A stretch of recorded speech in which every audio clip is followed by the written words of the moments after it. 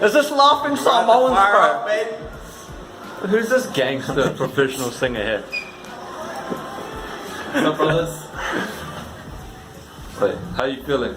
Pretty good, bro. Pretty nervous, but I'm pretty good, brother. Oh, What are you gonna do when you get there, bro? have a few, have a couple of drinks. Stand on the limit, though. This guy. How do you feel for your first comedy gig that you've been to? This guy's gonna kill it, brother. Oh! In about 20 minutes we're gonna do it up. We'll let you know how it goes. Honestly, this is gonna be really interesting, you know. 2 weeks of prep, first ever show.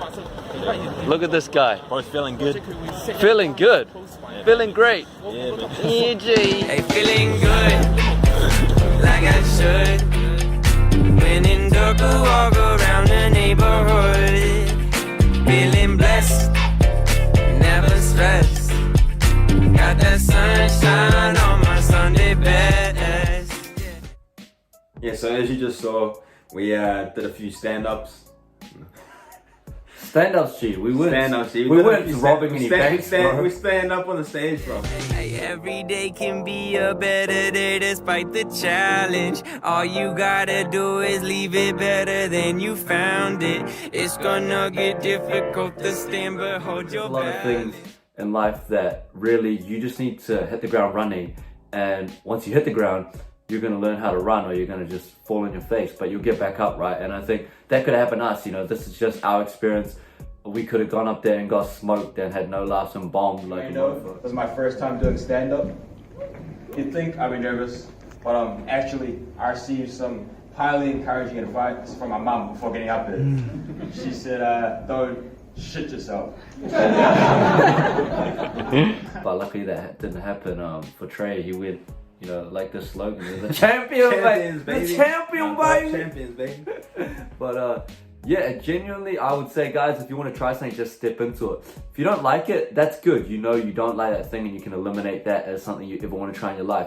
But if you never know whether it could be something you want to spend the rest of your life doing, like, we don't know whether that's the case, but we're just going to go step by step, you know, open mic by open mic, show by show, and see where it takes us. And you know, yeah, without us, literally we decided on a whim. I remember 2 weeks before some of the shots you guys will see in the video, we went to that same open mic night and we were just chilling. So when are you going on, bro?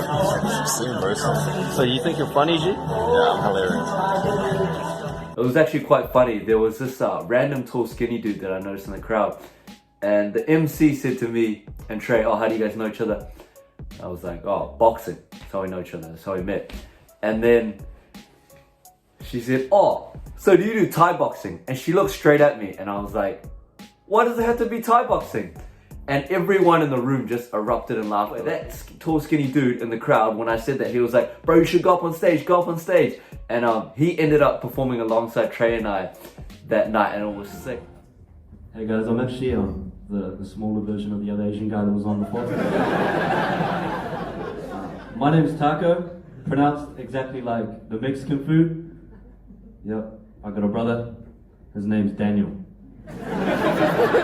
I'm the firstborn child, and my parents switch up and they named me after Mexican staple food. I don't know what happened, but some things in life are a mystery. We actually saw some people after the show that were like, Trey, that tall fella, and myself were their favorite acts of the night, so it was really cool. After that original night we went, I found out how you could sign up, and then I emailed the promoter, and I copied Trey in, and I was like, book us both in. And Trey was like, "Why did you book me in, G?" But that night, That was after we handshake that we were gonna do it. Yeah, But that night I got we some shook on it. nerves. Yeah, I got some real big nerves. Like as soon as I saw the email and it became real, you know, the reality sunk in, and I was like, no way I can do this in 2 weeks. But at the end of the day, we ended up getting up there, and it actually went all good. So there was fears for nothing. I think that's like the same with a lot of things in life, is that people have fears about what potentially could happen, like the fear of going up there for 5 minutes and no one laughing, you just like getting booed off stage and stuff like that, like getting heckled. But yeah, no, you just got to take that risk. There's this quote that I like to think about when it comes to fear, and it definitely applies in this situation, is if you're afraid, don't do it. But if you're doing it, don't be afraid. Like once you're in the moment, there's no point of putting pressure on yourself and being, you know, afraid and fueling your own nerves. Like, once you're there, you just got to do what you can do, right? You've prepared your practice and you just got to go for it. Like, yeah, it was definitely a life-changing experience. Like, there's nothing like that. And honestly, I'm quite confident with public speaking, and it was a challenge, like writing jokes and then preparing and then putting it out there. Like, I was not sleeping very well the night before, but my energy just honed in, and I managed to get into a flow. If you've ever met him, you know that Taco's pretty natural at speaking in public. You know, doesn't really give any shits.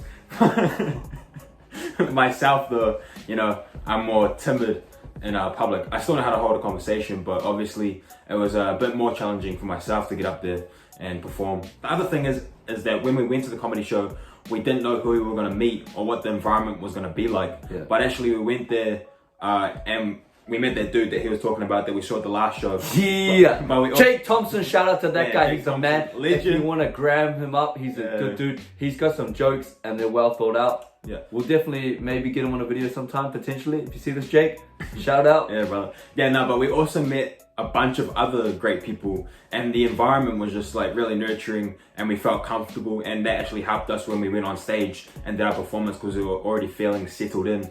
But yeah, that's the other thing, is that if you push yourself to get into new environments, you stretch outside your comfort zone, outside your normal friend zone, then it will pay off. And Friend zone. not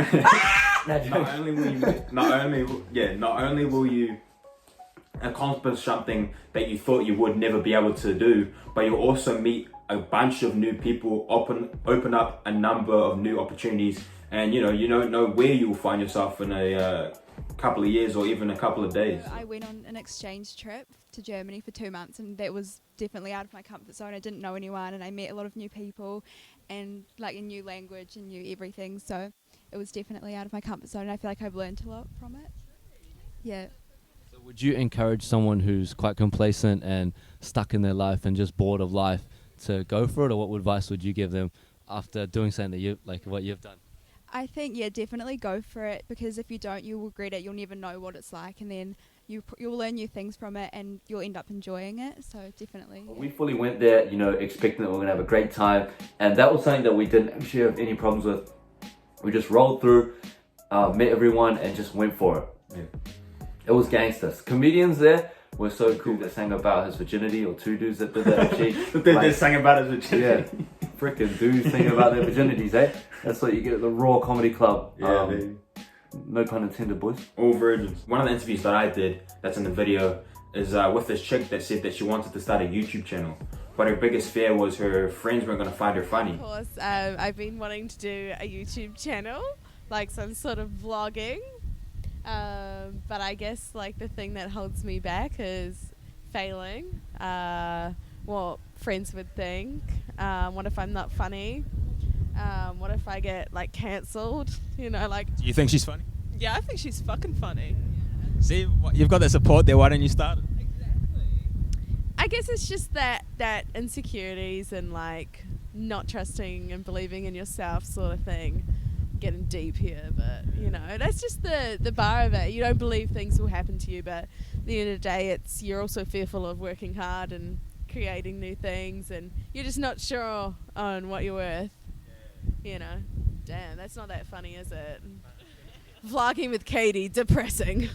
It's really only your own personal insecurities and your own fear that you're putting on yourself, when in reality the people around you probably support you 100% and actually want you to do that thing and would fully support you in doing it anyway, so you might as well just give it a go. What kind of advice would you give to people to encourage them to push themselves outside of their comfort zone?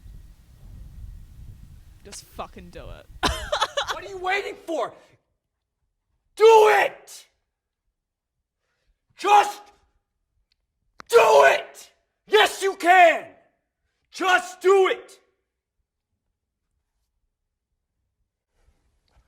If you're tired of starting over, stop giving up.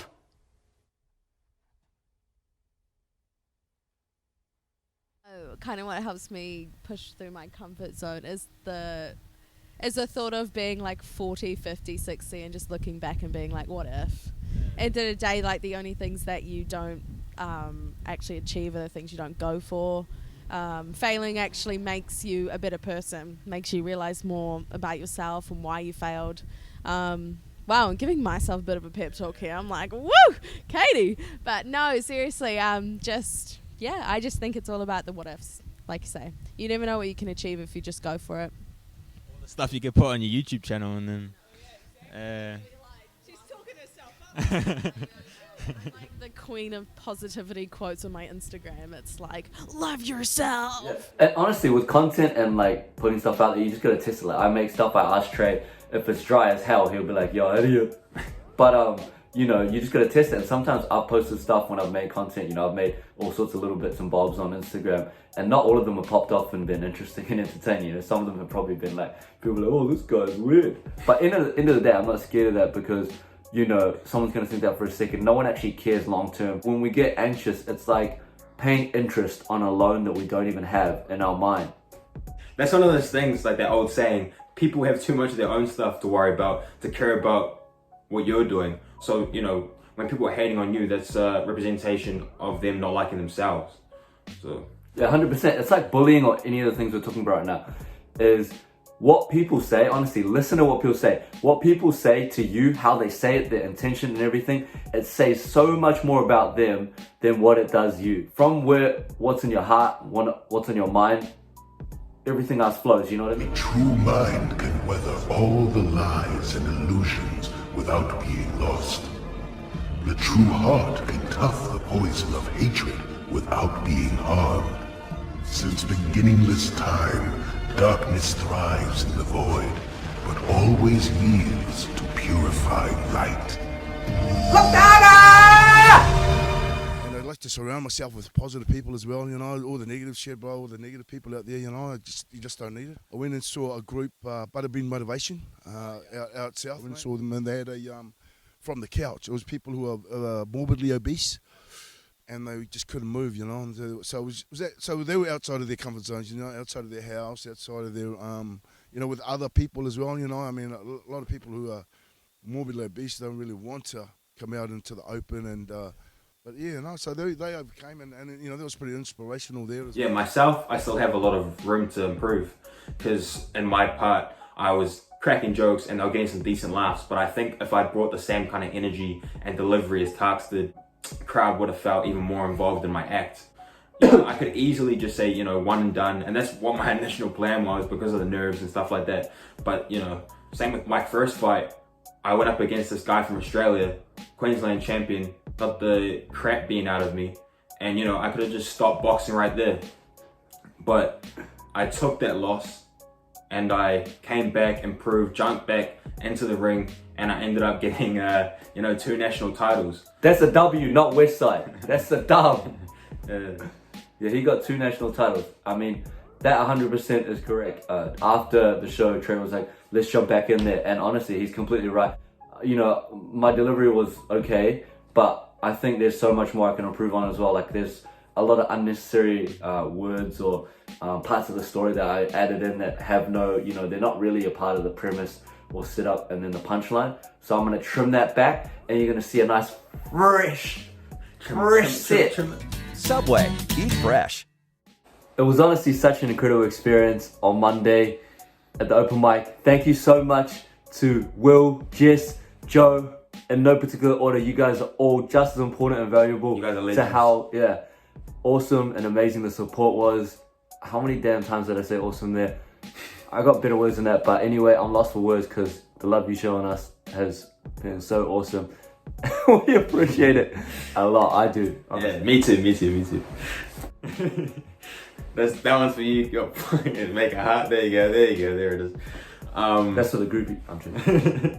Big shout out to Will, Jess, and Joe, as Taco was saying, because they actually filmed it for us. And after seeing the film footage, my family, who were kind of doubting me beforehand, were like, oh man, like you actually did a pretty good job. So that's kind of a message that I wanted to give as well, is that people will doubt you to begin with. But then if you push forward, do it yourself, and surprise yourself and actually do well, the people around you are going to be like, man. Yeah, 100%, man. I definitely felt a lot of love as well. My set went okay. And yeah, I really appreciate every single like, comment, message, anything. It's really awesome, and you know, we both look forward to seeing you guys at an open mic sometime or one of our shows in the future. It'll be awesome to have that support, because you know, end of the day, there's no comedy and there's no jokes without people receiving the content and enjoying it and, you know, laughing. So as you guys at the end of the day, gotta make sure you laugh though. No, you don't have to laugh. If I say something I'm whack, kidding. I say something whack after the show, just come slap me on the back of the head.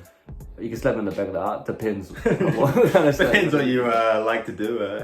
How you get down. Just a quick bit on, you know, what's going on, particularly in New Zealand. If you're watching this with lockdown and coronavirus and, you know, beyond, it's going to be tough times, you know, all over the show. I'm seeing shops close down. People are losing their jobs. People are interviewing. And if you're in that situation, honestly, and you're feeling really down and you're struggling, please reach out to someone you know. And if you know us, or even if you don't and you want to reach out, my Instagram's at taxlaw.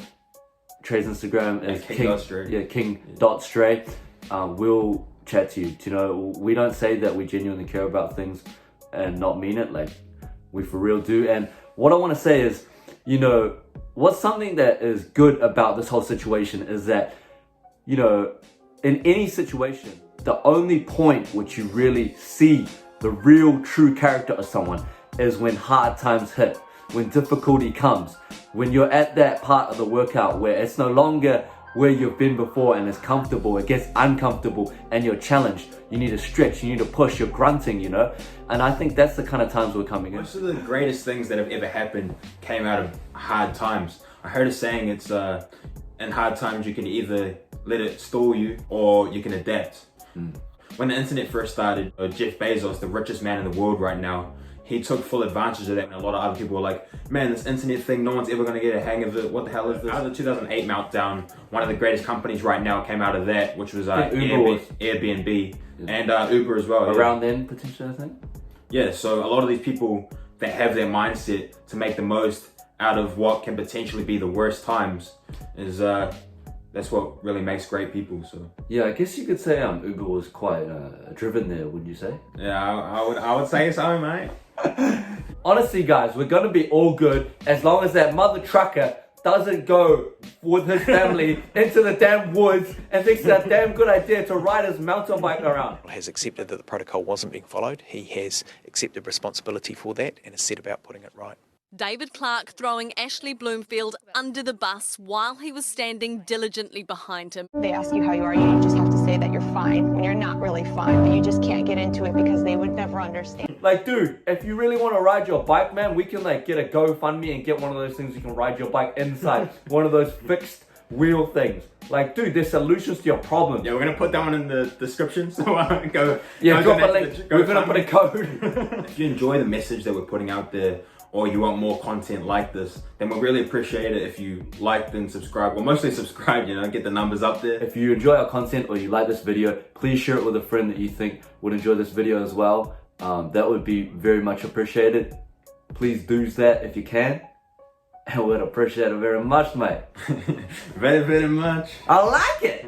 On the real though, guys, I might drop a code in the link of a Hatch investing where you can get $10 for free to invest in the US stock market. You know, obviously you want to buy things when they're cheap, and when the market's down, when Corona's going hard as anything in New Zealand markets and US markets or wherever, generally it's gonna be on discount, right? Is the thing that a lot of people say. So lockdown level 3,